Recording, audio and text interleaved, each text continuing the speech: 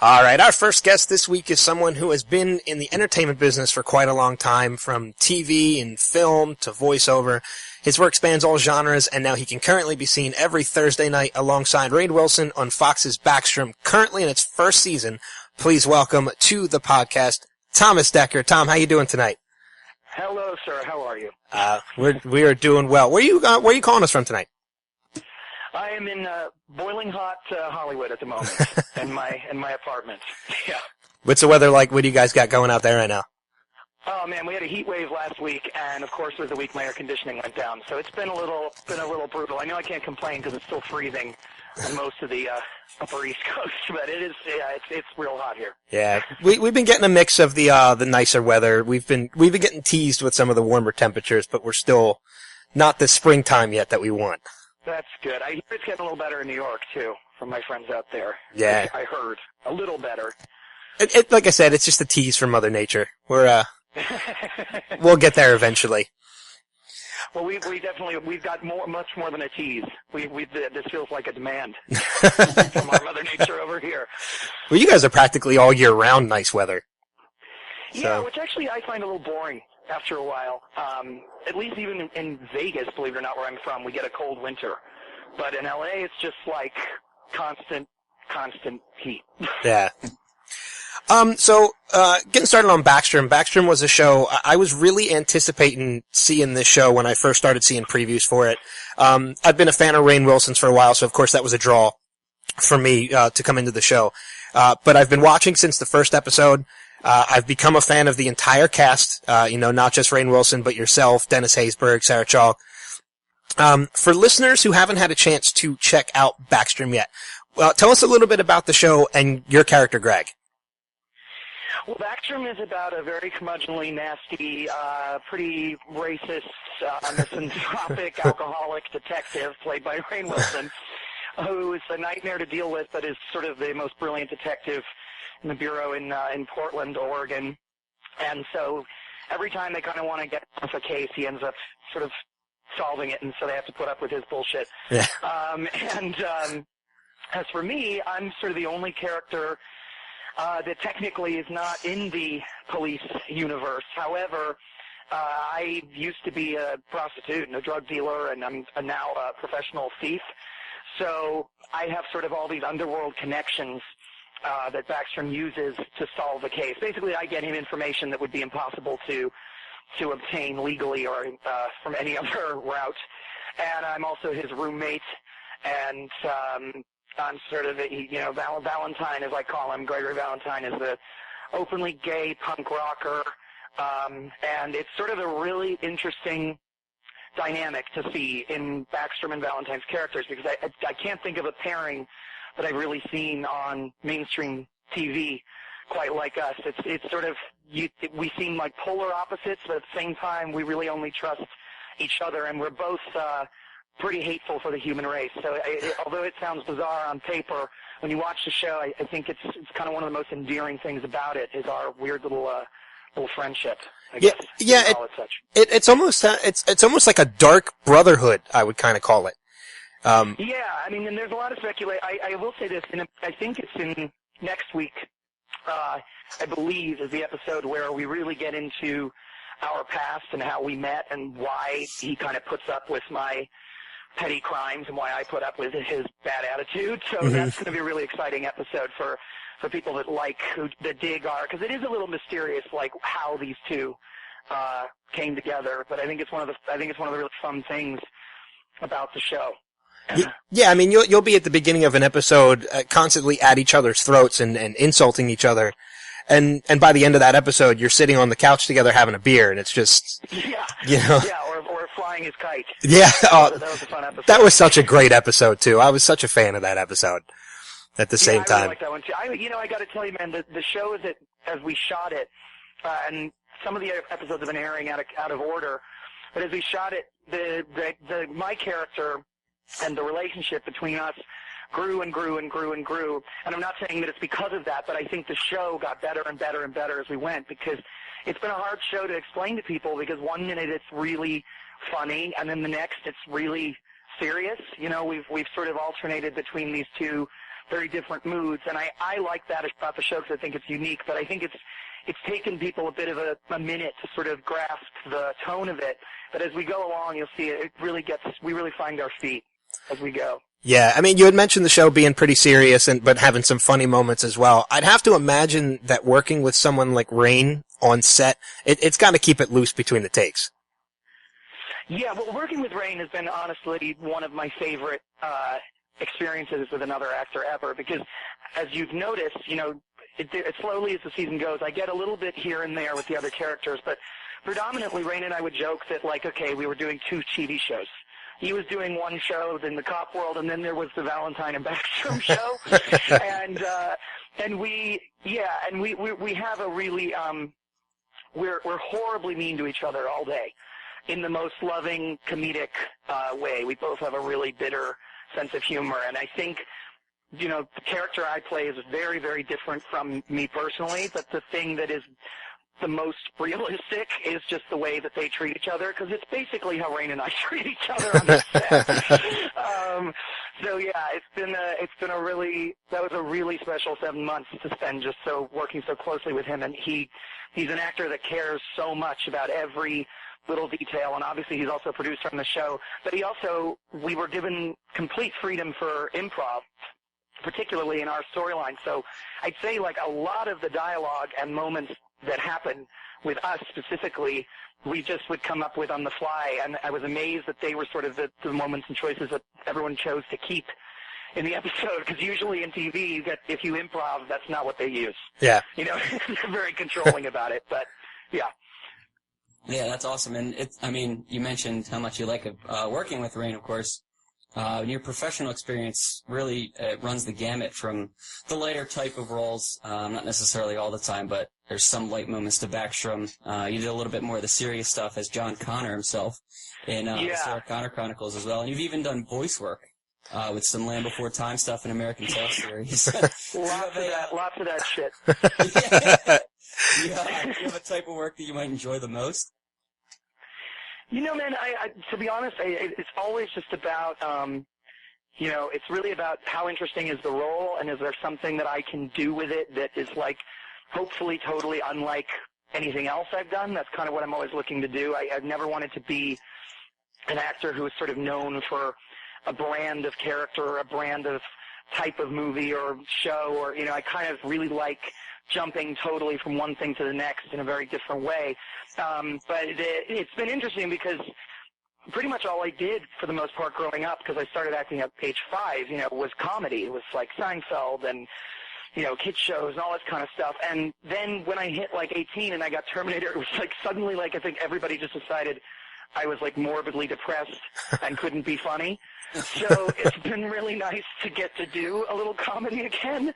It's been, obviously I still love doing the kind of dark, heavy stuff, which again I get to do in this show as well. But it's been really nice to do something a little lighter again. But no, I love doing movies. I love doing TV shows. It really just depends on, how cool the people are that are making it. And I've done some movies and shows that I'm not particularly proud of, that were sort of gigs I had to take for money and that kind of situation. But on overall, I've tried to kind of stick with just working with people that I like. That's kind of the best part of it for me. Yeah, that's awesome. And you did allude a little bit to the child acting stuff as well. Can you talk a little bit about that as far as what you learned from being a child actor, some experiences, I guess, both good and bad, but feel free to share whatever, and how you grow up a lot faster, I think, and you kind of have to, and when you're immersed in a set all the time, like I was only in actual, going to school until about 3rd or 4th grade, and then it had to become set schooling all the time. So you're really not with other kids. You're kind of always with adults, and I always enjoyed that. I think it was kind of educational for me, and it sounds weird. People always ask me, was it pushed into it, or because how can you make a decision to do that when you're 5 years old? But I didn't have the pushy kind of stage parents. My parents were in music and art and didn't really have any kind of connection to acting or the industry in LA, and so it happened through me just being a little kid that could sing.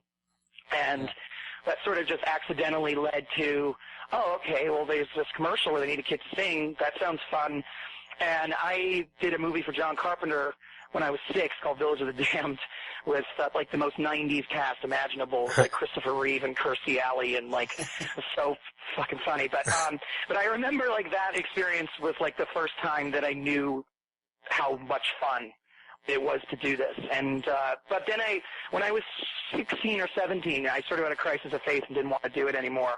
And I just had a job application in at a record store here in LA that I liked. And I figured I was just going to, like, try and do the normal thing for a while. And, like, literally, like, a week later, I got Heroes. And so then I was like, oh, God, all right, well, I guess I'm sticking with this. And yeah, now here I am. Yeah. Yeah, I mean, you mentioned you just mentioned working in the music store, and I know you have a little bit of a music background as well. In 2008, you put out you put out an album titled Psychonaut. Cyanotic. It's a weird title, yeah. Do you still find the time to write new music and stuff like that while you're in between acting jobs? Absolutely, yeah. But what happened with all that was I put that album I'd been working on. I'd had a record deal when I was about 14 that I was working they were trying to do the kind of pop thing. And so at 15, with my little kind of teenage attitude, I kind of shut the door on that and taught myself, how to program and produce electronic music, because I'd been raised in classical, so like I knew piano and violin and guitar and all that from a really young age. But I decided I wanted to do industrial and experimental, and I was into Nine Inch Nails and Bjork and Depeche Mode and all that kind of stuff. But that album took a long time, and then I finally put it out, and there's things about it I like and things about it I hate. It was sort of like a diary of growing up musically, I guess. But after that, I just felt weird about being known a little for being an actor and then having music that is so not actor-singer, like crossover music. Yeah. So what I did was I started, in 2009, I started this kind of art collective / band called 0 Times 0, which is what I work under now.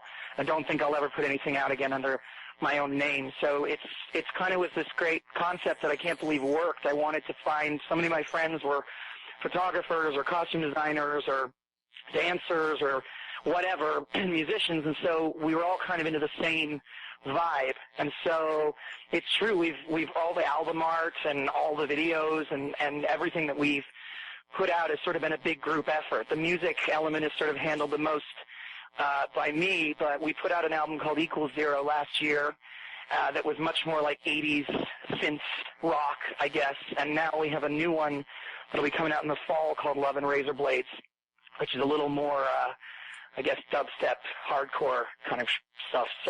So no, definitely, it's definitely still going, and, that's sort of my issue is on top of it that I'm also writing and directing, and so it's kind of trying to keep a lot of plates in the air, which sometimes that's why I think some of these things kind of don't get as much of a grand opening or release as if it was just one thing I was focusing on. But I get very antsy if I'm not working on something kind of all the time. I start to get a little, just start behaving badly and wasting time.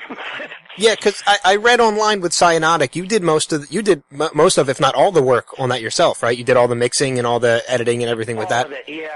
Yeah, the only other musicians was a string quartet that I worked with, but all the pretty much that album, everything was programmed and done by me. But that's been really nice on this new venture with 0 Times 0 to kind of be working with guitarists or, because obviously there's people out there who are going to do a million things far better than if it's just me. So it's been nice to kind of be able to collaborate a little bit. It was something that I just didn't have when I did that first album when I was a teenager. Yeah. Yeah, it sounds like you do a whole bunch of different things, really. Your personality just come off as somebody who's always up for trying something, which is just interesting, man. So it's been a really nice crossover too that I've gotten to do some scoring and songs for movies that I've been in too. That's been a really nice. Like I did this movie called Plush for Catherine Hardwicke that was like a goth rock movie, and I kind of came in for this small part because I was doing something else at the time. And it ended up that I worked on the entire soundtrack with, like, Arcade Fire's producer and Kate Crash and all these great people. So, and that was just a trip. I did not expect to get to do something like that. Yeah, exactly. That's the kind of thing that I'm talking about. What's next on your bucket list then? I find it interesting. You're always open to trying new stuff. Well, I'm really, really, really happy with this new album. It's my favorite that I've worked on so far, and I think that I'm really excited for that to come out. And a bunch of artist friends of mine in like Texas, have been making these music videos that I haven't even really been a part of, which is great. So we're going to put those out soon. And then aside from that, I'm supposed to be directing a feature that I wrote in July, being co-produced by Nikki Reed, the actress. She's also going to be in it, and I'm not allowed to really disclose who else is in it yet, but hopefully we'll be shooting that in Montreal in July. And I have to admit, that and hopefully a second season of Backstrom are definitely my two, those are my two big goals. But man, it is hard to get a movie made. Holy shit. Okay. I was at an awards thing recently, and I was talking to this guy who just had his first movie at Sundance, and I was saying, I'm so frustrated. We've already been working on getting this thing off the ground for a year. And he laughed and said that his had taken 8 years. So I guess I shouldn't feel too bad yet. Yeah. But yeah. Is there anything in the non-entertainment world that we can look out for Tom Dekker in the news? This is what the next awesome thing that you just did. Well, you want to be careful when you look me up in the news, because you never know what's going to pop up. No, I mean, yeah, I still have to do just sort of photography, which I would never hope to do professionally. I had I'm going to try and get a new site up for that just for fun, because I do film photography and I love it, but it's definitely not something I'm good enough at to pursue professionally. And yeah, I guess that's definitely always been something that's frightened me ever since I was even really young. I'm like, God damn, I really hope that something works out in the arts, because otherwise I'm screwed. I don't know what I would do. I don't know. I don't think being like an ace accountant is anywhere in my future. I think so. Let's hope that this train doesn't crash in all these departments at any time soon. Well, I mean, we definitely have our fingers crossed, for a season 2 of Dekkar, and if it, or Dekkar, you are, Jesus, for Backstrom, I got confused there for a minute. So if there's a second season for Backstrom. You can call it Dekkar. I'd prefer the show to be called Dekkar. Or be called Valentine. There we go.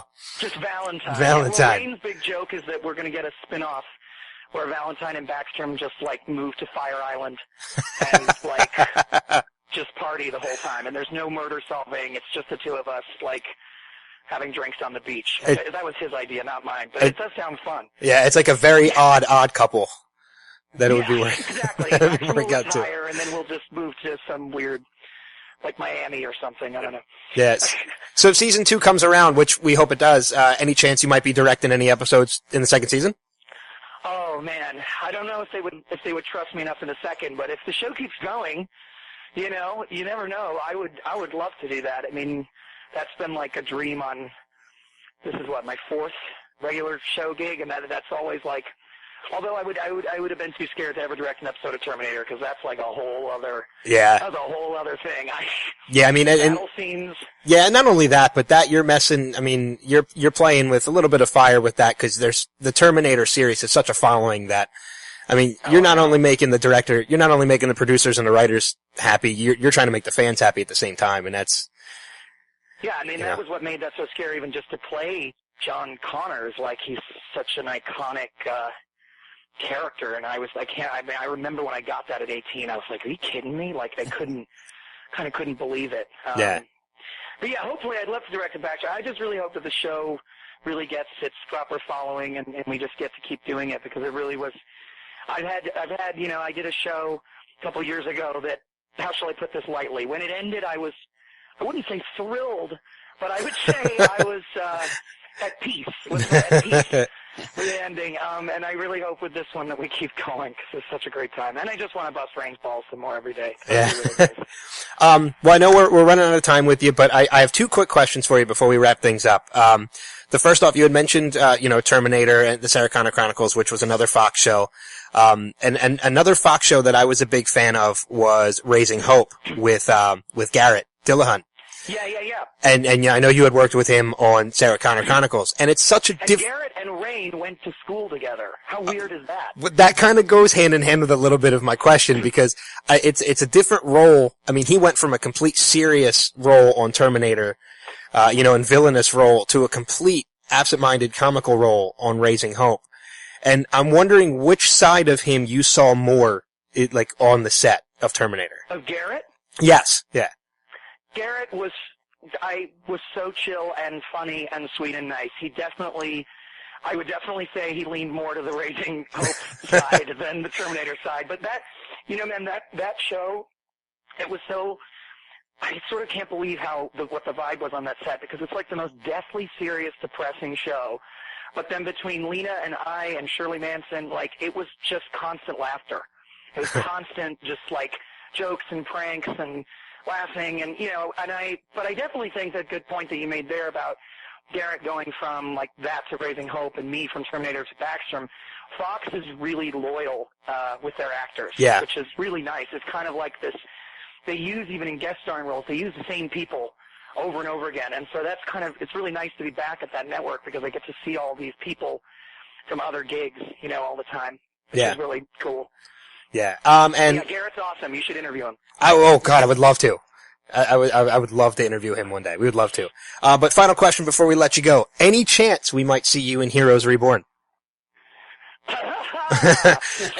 Oh, wow. That's a question. I don't know, man. I mean, I would absolutely be fine to do that. I know when I left Heroes to do Terminator, and there was all this speculation at the time that I'd been fired or that we had this hugely unpleasant end to the show, which wasn't really true. We had some issues, but it was really just that I was a recurring on that. And if you get offered John Connor, as great as Heroes was, I just kind of left at that opportunity. But if they'd have me back, I'd absolutely swing on by again. Yeah. Absolutely.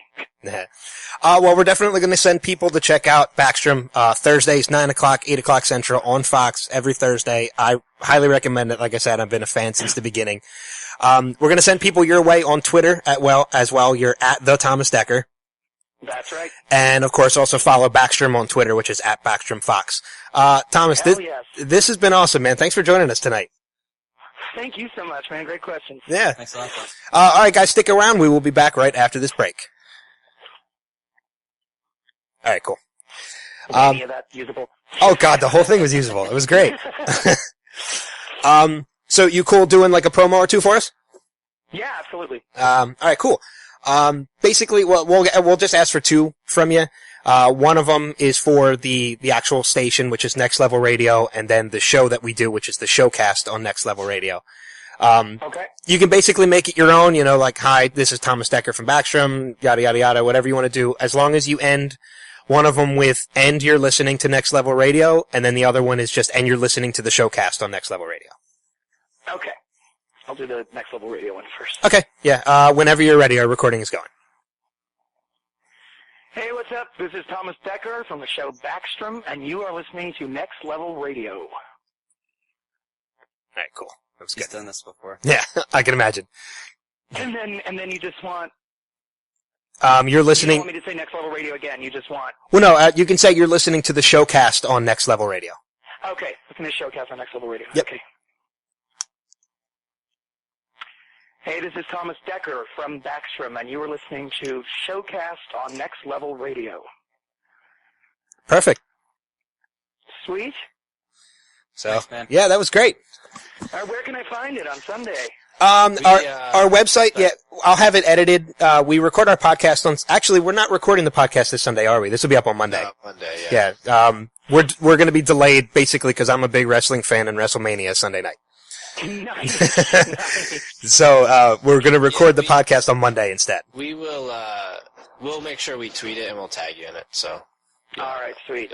And just because I'm a nerd who has to recommend things, you guys watching The Returned yet? No, I haven't had a chance. There's so much I'm watching right now. It's tough to find time. Me too. I hate to add another one to your list, but you guys got to check it out. Judging from what you guys like, I think you'd dig it. Yeah, I'll check it out. What's it on? All right. I know I've heard. A&E. A&E, okay. Yeah. Comes on after Bates Motel. Oh, okay. Is it a sci-fi type of? Kind of. It's based on this show that was a big international hit. It's basically all these people that have died just suddenly show up again and don't remember that they died. And it's yeah, I've seen the teasers for that. Yeah. Okay, yeah, it's really great. And I have a lot of friends on it, so I feel like I have to recommend it. It sounds like it looked like a more well done version of that ABC show Resurrection that wasn't it? Yeah. This is very much like if you liked the vibe of Terminator, you'll probably really like this show. It's more in that vein, a little less sci-fi. Yeah. I'll definitely have to check that out. And on that same note too, real quick, before we let you go, Shirley Manson was such a great addition to that show. Wasn't she? She was fantastic. And I was so scared to meet her because I'm like, oh God, she's going to be this like hard rock star. She'll probably be a nightmare. And like, she's just the nicest woman. Like a friend of mine is like a super fan, and she called him on his birthday for me like a few months ago. We haven't even like worked together in years. She's awesome. That's great. Yeah, I was so bummed when that show got pulled. I know, me too. Well, that's what Fox does, so let's hope that doesn't happen again. Yeah, good. I was going to mention that, but I didn't want to mention that during the interview when we were talking about a Fox show. This is where I find out we're still recording. Yeah. All right, guys. Well, thank you so much for your time. I really appreciate it. Yeah, thank you. Thanks. All right. Take care. Good night. Yeah. Bye.